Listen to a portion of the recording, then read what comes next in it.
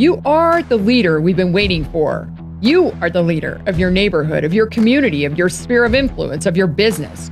Get vocal, get loud, get people engaged, help people get engaged. A lot of people haven't been involved in politics. They want to help, but they don't know what to do. So as the leader in your neighborhood, get to know your GOP precinct chair. That's like the cheerleader for the GOP in the neighborhood. There's an assigned person. If there's not, if it's vacant, there's tons of vacancies all over Colorado, then you need to volunteer to be that person. And we'll help you. Well, any of us that are really involved on the front lines will help you figure out how to be a precinct chair. Your county GOP leader should have a training and help you figure that out. And then what you want to do is offer your help to them, get to know all your neighbors. They have a list of all the Republicans in your neighborhood. Do whatever you can to get to know those folks so that when the election comes around next year, or for the school board races in this fall, or even for the mayor and city council races coming up, that they trust you and they want to hear what you say about the elections. That's the most important thing we can do to influence votes. Hello, friends, and welcome to another episode of Unleashed. Boy, do we have a lot of news. It's going so fast right now. Every day is an adventure, I like to say. And in some ways, every day is like Christmas with everything happening in the Trump administration, or at least that's how I feel about things. I'm really excited to see all the traction nationally. I wish we could get some better traction here in Colorado. So speaking of Colorado, I wanted to start off our discussion today by talking about the GOP chair race. That's the person that's being elected to lead the Republican Party forward for the next 2 years. That election takes place on March 29th, which is a Saturday, where Central Committee members will gather. I believe it's in Colorado Springs. We don't have a location yet, a specific one. And those are over 500 or about 500 people that are chairs, vice chairs, secretaries, or bonus members from counties all over the state. We have 64 counties in Colorado that are representative. The bigger the county, the more bonus members there are to kind of equalize things. And then also various public officials will be voting in that as well. So we've got about 500 people showing up on March 29th to vote for their pick for chair, vice chair, secretary of the party. And there's lots of opinions about where we stand as a party in Colorado, how Republicans are dealing with the trials and tribulations of being a very blue state now, one of the only states in the country that didn't shift really red in the election with President Trump. So first, let's talk about who's running. So we've had a couple people jump in since the last time I did a podcast. We've got Kevin McCarney over in the Western Slope. He's from Mesa County, the previous chair of Mesa County GOP. We've got Britta Horn from Routt County. She ran for treasurer a few years back and has led Maggie's List and a couple organizations politically. She's been very involved on the front lines for the past decade. I know Britta well. And she's a firefighter and just received the Volunteer of the Year Award for Congressional District 2. Then we've got Darcy Schoening, who is currently the Director of Special Initiatives on Dave Williams' team. And it's pretty aligned with Dave on everything as far as, the opt-out and how they approach the primaries, et cetera. She did come out this week and say she was for neutrality in primaries, which is a shift from what she portrayed while she was on the team, on Dave's team. And then we've got Lori Sain, who jumped in the race, who previously was a legislator and is well-known in Weld County. Not sure how well-known she's known across the state. But I do know she has a website. You can learn more about Lori at her website. Next up, we have Richard Holtorf, who's from northeastern Colorado. He was a legislator, and he also ran for Congressional District 4 for Congress in the primary against Lauren Boebert and several other folks. And he is running alongside, this is a little controversial, especially if you listen to my last podcast, Danielle Neufstronger, who ran for governor and left the party and ran as the American constitutional candidate on the ballot, caused a lot of chaos in our party because of her decisions and her involvement in that escape from the Republican Party. And she finally just re-registered as a Republican a few weeks ago. And so I'd ask, where has Danielle been? Why is she suddenly jumping back into the mix? And why is Richard aligning with her? I don't know the answers to that because he just jumped in, but we also just sent out a survey asking the various candidates some pretty pointed questions about where they stand on different things and how they plan to fix the party, the Republican win and loss columns here in Colorado. So this survey that we sent out from Rocky Mountain Voice, our team sent it out to find out where everybody stands. But we asked some questions that I think you'd be interested in, especially if you're a voting member of the Central Committee. If you're not a voting member, you need to reach out to your new GOP chair, vice chair, secretary, or bonus members. You can get that from the county GOP, either the website or just reach out to somebody you know that's involved in the county GOP and reach out to them and tell them how you feel about the various candidates and how you would like to be representative. So we ask, what differentiates you from those that you're running against? What is your plan if you get elected? It's always good to have a plan and talk about your plan as a candidate. Do you have a team selected? And if so, can you say who? What will be your approach to raising money? Because that's a really big issue with the party. How will you approach the media, especially our buddy Kyle Clark? Just kidding. The last two election cycles, Colorado Republican turnout has been only about 70% overall. How will you drive those 250,000 to 300,000 voters to vote in 2026? How are you going to do that? We need a plan for that too. We also want to know how you're going to approach unaffiliated voters, because unaffiliated voters in Colorado, there's about 2 million of them, break 60% Democrat and 40% Republican right now. So to win statewide again, we need 300,000 to 400,000 of the unaffiliateds that typically vote Democrat in the last few cycles to come our way. What's going to be your approach to that? What is your specific stance on voting to opt out of the primary? 75% of the Central Committee need to vote for this positively to get it done. And what's your stance on the lawsuit to repeal Proposition 108? Those are two separate issues that we'll talk about in just a minute. And we'll update the article on the website and put it in the newsletter if they do respond. But Britta did respond, and pointedly, I am supporting Britta. I'm behind Britta. I've known Britta a long time, and I think she stands for the right things. I think she is a happy warrior. I think she's a uniter. She'll bring people together. She's fun. She's feisty. She will have no problem dealing with the media. She's very articulate. She's been on the front lines for a long time, and she knows Colorado inside and out. And I also agree with her on her stances around Proposition 108. She believes that unaffiliated should probably not be able to vote in our Republican and Democrat primaries because Republican Party is a private organization. We should be able to pick our candidates. And I know there's lots of perspectives around that. I get what a lot of you are saying, that we need to include unaffiliated voters. And I say, if you're an unaffiliated voter and you want to vote in the primary, great, register with our party, join our club. Then you can vote in the primary and have a say about who our candidates are. It's really easy to switch. You can do it online in a few minutes. And so I would suggest, if you're that passionate about voting in the primary, go ahead and register with the party you identify most with. Now, only about 25% of unaffiliated voters in this last election voted in the primary. So 75% of unaffiliated voters don't even vote in the primary. And I've stopped calling them purely unaffiliated because most of them don't switch. The ones that vote Democrat usually vote Democrat, and the ones that vote Republican usually vote Republican. So there's URs and UDs.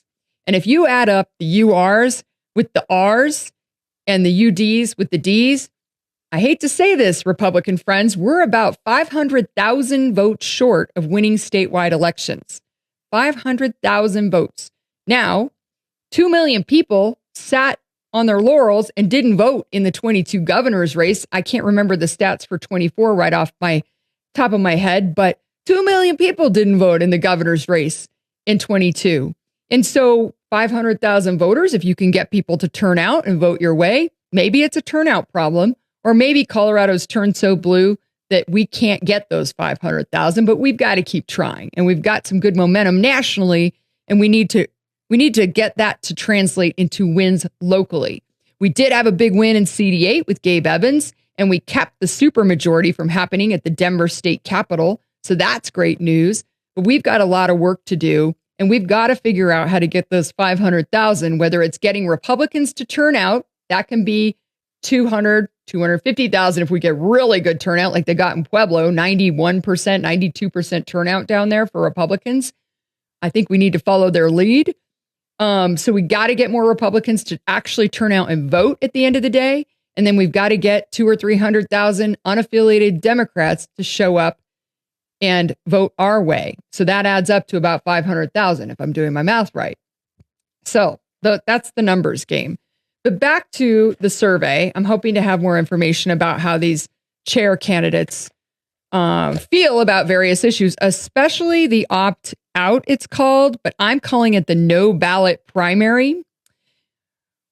We've got a big fork in the road on how we pick our nominees, whether it's with the opt-out or no ballot primary, or if we can overturn 108 through the court system, which is happening right now. Kevin Lumberg's leading that effort.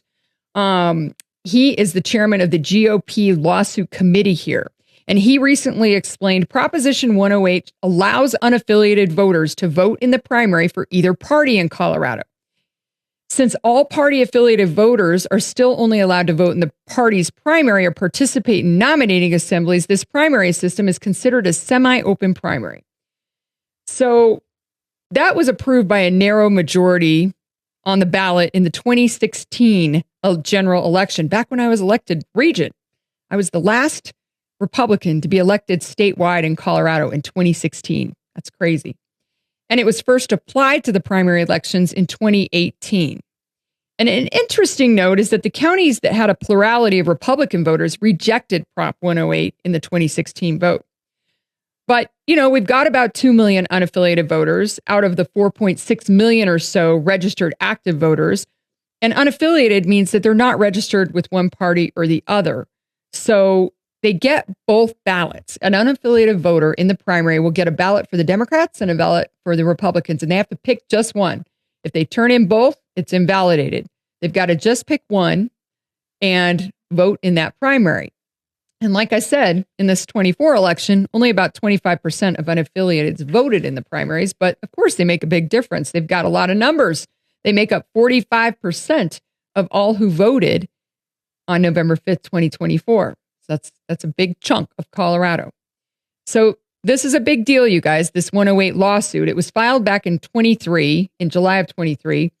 And the basis is what I talked about earlier, that the Republican Party is a private organization and they should not be allowed to allow non-party members to vote in our elections to select nominees. And it's supported by a legal standard established by the U.S. Supreme Court Jones case in 2000. They're in they're currently conducting depositions. So the court hearing's probably going to happen later this year. I don't know if this will all get resolved before 2026, probably unlikely. So we need to know how the chair's candidates all stand on this. Do they support the lawsuit to overturn 108 or not? The next issue, when Prop 108 was passed by the voters, there was a clause put in that stated if a party opts out with a vote by 75% more of the party's central committee, primary nominations can only take place at assemblies or conventions. So basically, the call for the state GOP Central Committee, which is going to be led by the chair is kind of going to either push for that or push against it. I know Britta's pushing against that. She has her reasons. You can read about it on Rocky Mountain Voice or ask her directly. And the other candidates, I'm not sure how all of them stand, but the majority that I know of support having this vote and having a no ballot primary. Now, the reason we call it that is because Republicans, the million or so Republicans, won't get a primary ballot. Neither will the overseas folks like the military that are serving for us. They won't get a ballot to vote in the primary. What'll happen is you can go to your local precinct and get involved at the precinct neighborhood level and help elect someone to go represent you to make that vote at the central committee. But you won't get a ballot, and neither will the military overseas, which is one of my big beefs why I don't support it. So we'll have about 2,000 people if it goes the way it does now with the assembly, at the statewide assembly, deciding who will be our nominee to go up against the Democrats in the statewide races in 2026. And that'll go all the way down to county commissioners. They're going to have county assemblies to decide county commissioners. They'll have to have House district decisions, Senate district decisions at the local level. So that's where they stand on that, or how Britta stands. I vaguely know how everybody else stands, but hopefully we'll get answers soon. So each candidate needs to answer two key questions just to wrap up on this. Do they support the lawsuit overturning Proposition 108 so that unaffiliated voters cannot participate in Republican or Democrat primaries going forward? Will they support, this is the second question, will they support or oppose a vote by the state GOP Central Committee to nominate all candidates by assemblies and therefore canceling the primary ballots, no primary ballots, and the ability for the vast majority of Republican voters to actually vote for the candidates?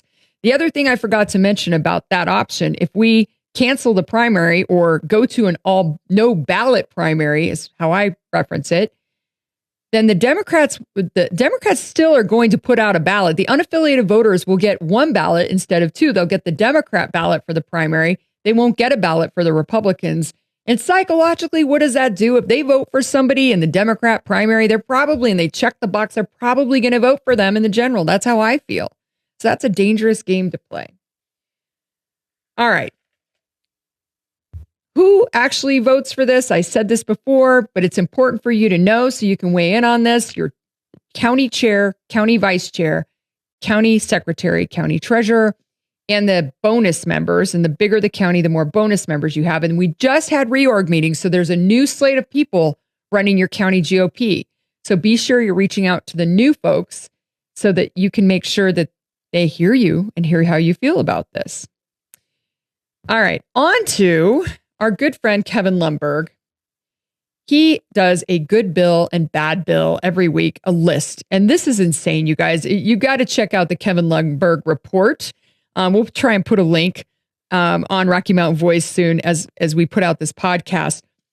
So Kevin recaps what he thinks of the good bills, the bad bills, the woke bills, the horrible bills, all of it.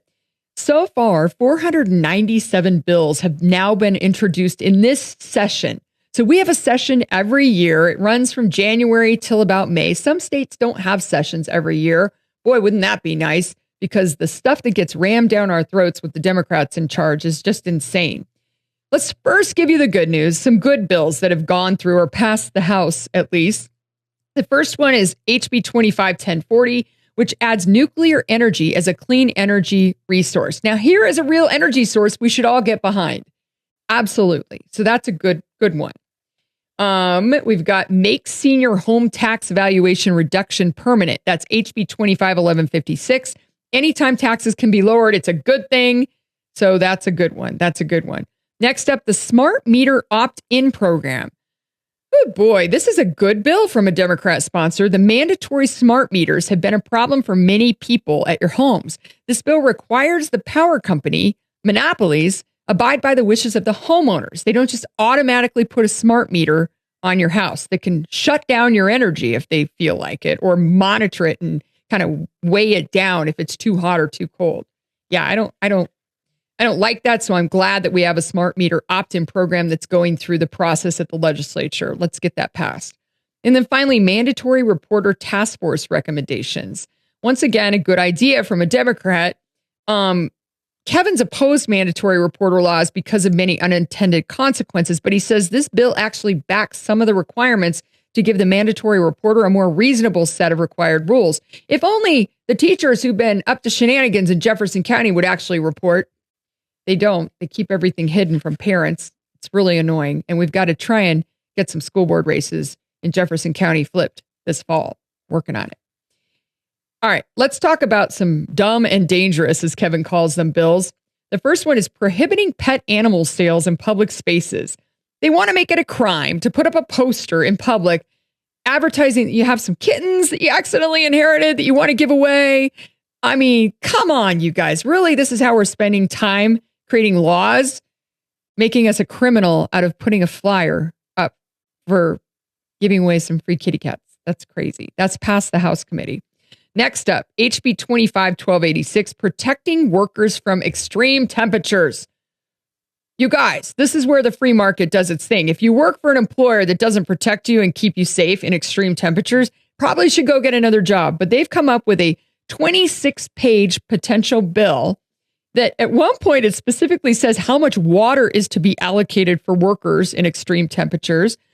And then they want the employer to track and record the temperatures to be kept for 6 months, and bathroom breaks are to be unlimited. Well, duh, that's like a thing that we learned that in kindergarten, right? So, you know, I just, this is such overreach. It's ridiculous. Come on, you guys. Really, we have better stuff to tackle at the Capitol, like crazy out of control costs everywhere in Colorado and traffic up the wazoo. It's almost impossible to go skiing anymore. We've got crime all over the place. Homelessness, the list goes on and on.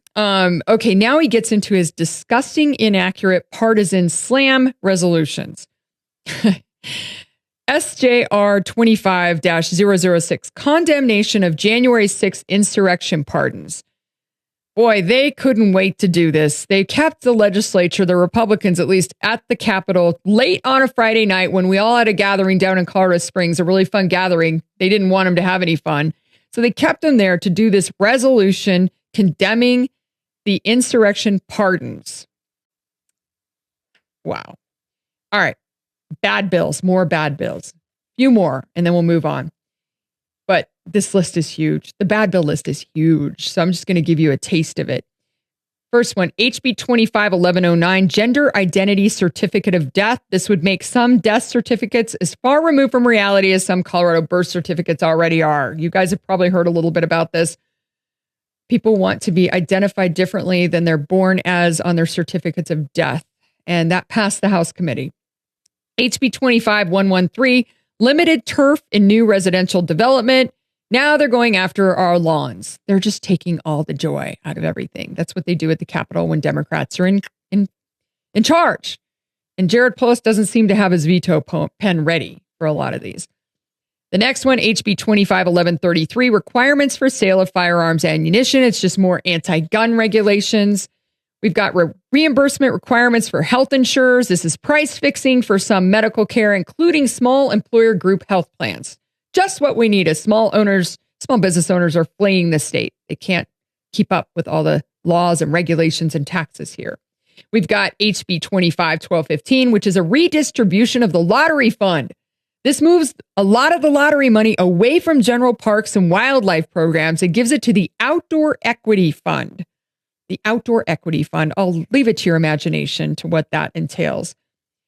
HB 25-1240, protections for tenants with housing subsidies. This is a big anti-housing measure that will force small landlords into accepting subsidized renters and all of the regulations that go with them. And that's passed the committee. That is going to make housing even more unaffordable because fewer landlords will want to be in this game anymore.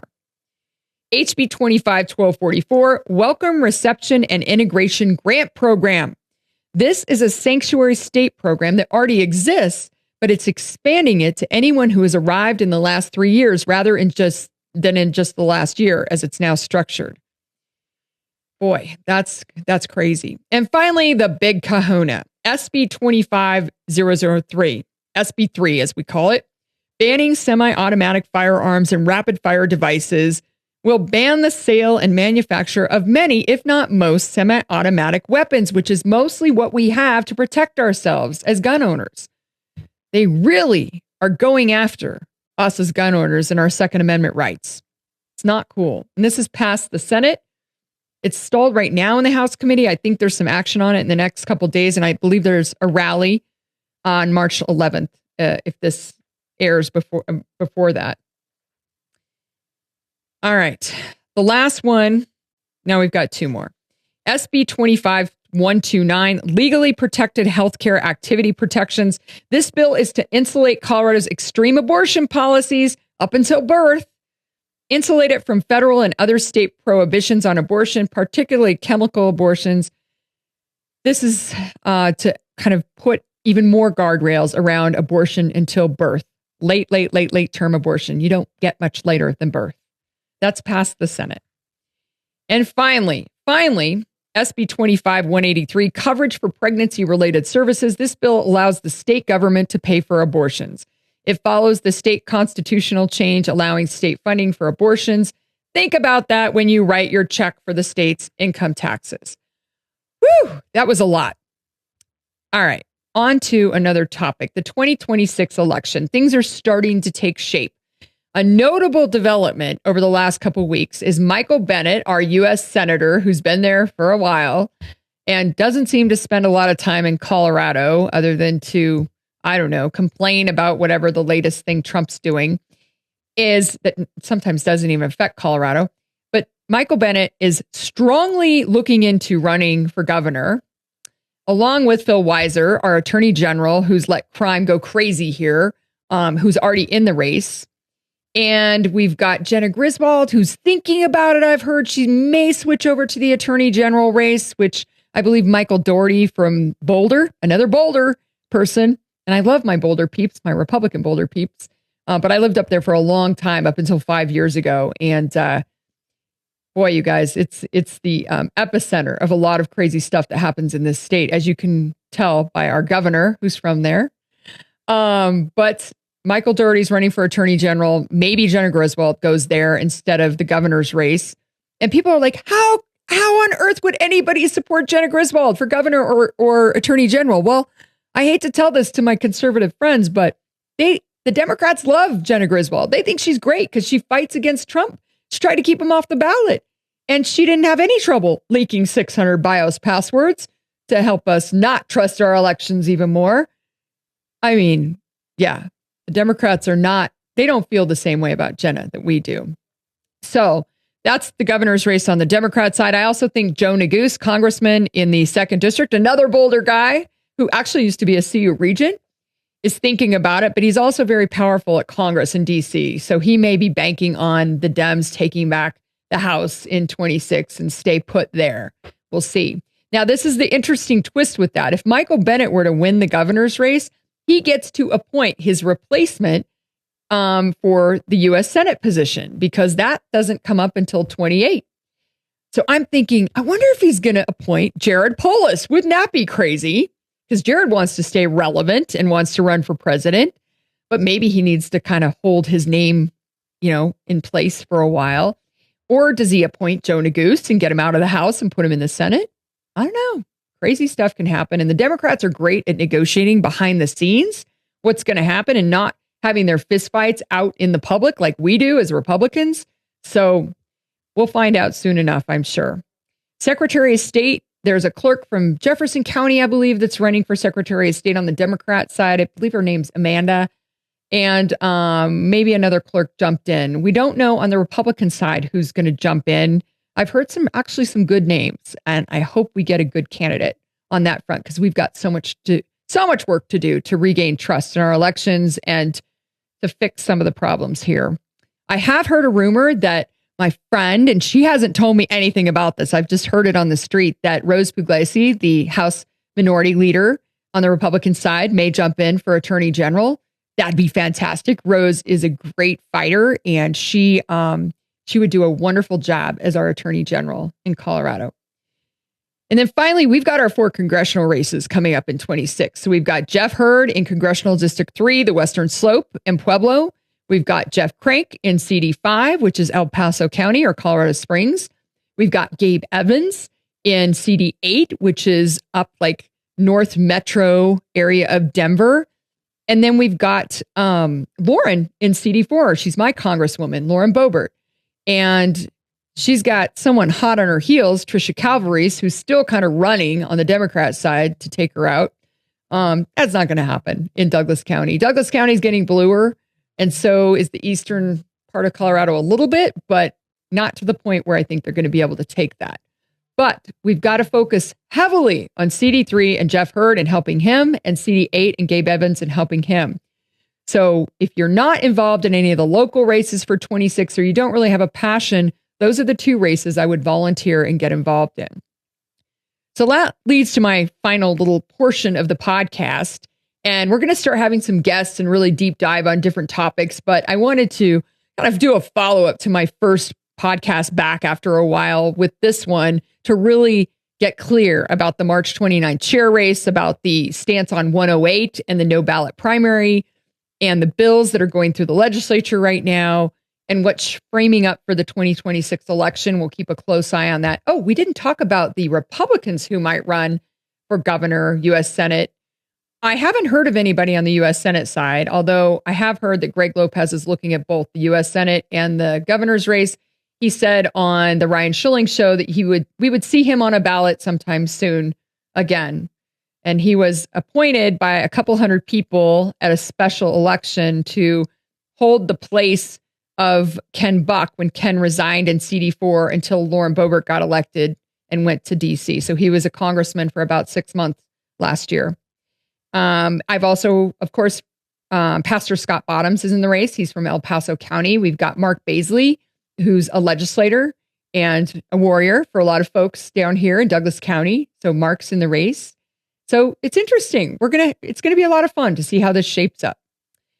So finally, what can you do? What can you do to make a difference in Colorado? And I've been speaking all over the state. I just got back from Glenwood Springs, where I talked to a bunch of patriots up there last night.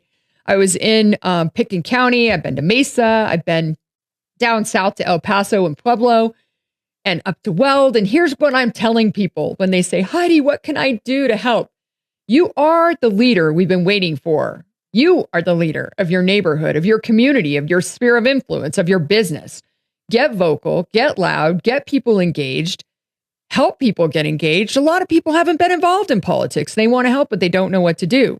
So as the leader in your neighborhood, get to know your GOP precinct chair. That's like the cheerleader for the GOP in the neighborhood. There's an assigned person. If there's not, if it's vacant, there's tons of vacancies all over Colorado, then you need to volunteer to be that person. And we'll help you. Any of us that are really involved on the front lines will help you figure out how to be a precinct chair. Your county GOP leader should have a training and help you figure that out. And then what you want to do is offer your help to them, get to know all your neighbors. They have a list of all the Republicans in your neighborhood and the unaffiliated and even the Democrats. You can go knock on their doors, invite them to a barbecue at your house, hang out in your cul-de-sac, have a party at the pool, the neighborhood pool, get to know everybody, do whatever you can to get to know those folks so that when the election comes around next year, or for the school board races in this fall, or even for the mayor and city council races coming up, that they trust you and they want to hear what you say about the elections. That's the most important thing we can do to influence votes, is deal with the people that we know, that trust us, and get to know more people that trust us so they'll listen to us when we tell them how to fix Colorado and suggest who they might want to check on the ballot. And then you want to attend your local meetings in your community. So your school board meetings, your county commissioner meetings, your city council meetings. Don't just watch them on Zoom. Go and show up and have a 2-minute little speech prepared. Just 2 minutes. You can do it. Get up and talk about what you're passionate about and be vocal in your community and get to know those folks. Get up and shake their hand and introduce yourself, even if they're on the other side of the aisle, and talk to them and get to know them and build a relationship. Also get to know your state legislators, not just your county commissioners, city council, school board members, but your House representatives, your state senators, and your congressperson who's going to the DC to fix things there. Get to know all of them and start speaking up and telling them how you feel about things. Also, look and see what boards and commissions are in your community, your county, your city, and see if there aren't some vacancies that you can apply for, whether it's the Arts Commission, the Library Commission. There's all kinds of them. And there's lots of boards too, the Water Board, the Electric Board, you name it. So there's lots of ways you can get involved without running for House or going to the Capitol or going to DC or running for the school board. Tons of ways you can do it that aren't quite as hard and painful as doing that. Also, join your local county GOP, sign up for their newsletter, go to their events, go to their meetings. You'll make lots of great like-minded friends and find some other grassroots groups that you're interested in. There's lots of grassroots conservative and libertarian groups. You just have to kind of put some feelers out, join their Facebook groups, ask around, ask people that have been in politics for a while, which ones they recommend, and just go to the meetings and start to meet people. Also, we need help at Rocky Mountain Voice. We need more citizen journalists. We need you to go to these meetings and report to us back what's happening or make a short video that we can spread around. Rocky Mountain Voice is built on citizen journalists around the state. We've got about 30 or so right now. We've got a team of core writers, 4 writers that write original content. But we want to share your stories and get as local as we possibly can. And you can be that citizen journalist. You don't need to know how to write really well. We can help you with that. But just take notes, jot down some bullet points, and then send it to us at info@rockymountainvoice.com. It's that simple. And we'll get back to you and help you. You can put your name on it if you want to write an article. You don't have to. We can write it for you. But we need as many voices as we can get out there. And then finally, subscribe to Rocky Mountain Voice. Go to rockymountainvoice.com. It's subscribe for free. It's up on the top. You don't need to put in a lot of information. If you decide you don't want to be receiving our Mountain Minute newsletters, which are chock full of good information, they come out 5 times a week. They're very easy read, 5-minute read of the news. You can unsubscribe at any time. And there's no ads, paywalls, sponsors. It's so easy, you guys. There's no fee. There's no, horrible blocks going on so you can't read the article after you read the first paragraph. That drives me nuts. Or if you want a really fun way to know how to do things, to get involved, on X, if you're on X, if you're not, you should be, and you should be getting your news from various people on X, go to my profile at Heidi Ganahl, and it'll say the Colorado Road Back to Red community. And you can join our community. You just tell me you want to be a part of it, and I'll approve it. And then you'll see all the posts within there. And we do a fight back in 5. It's something that you can do in 5 minutes that day to help win back Colorado. Makes it easy peasy. And we've got great patriots in there, over 2,000 of them, where we talk about all the events coming up, the different things we need to be involved with, how to testify, you name it. So that's Unleashed for this episode. I'm so excited to be back and speaking directly about lots of important issues for all of you. This is Heidi Ganahl signing off for this episode. We'll see you again soon.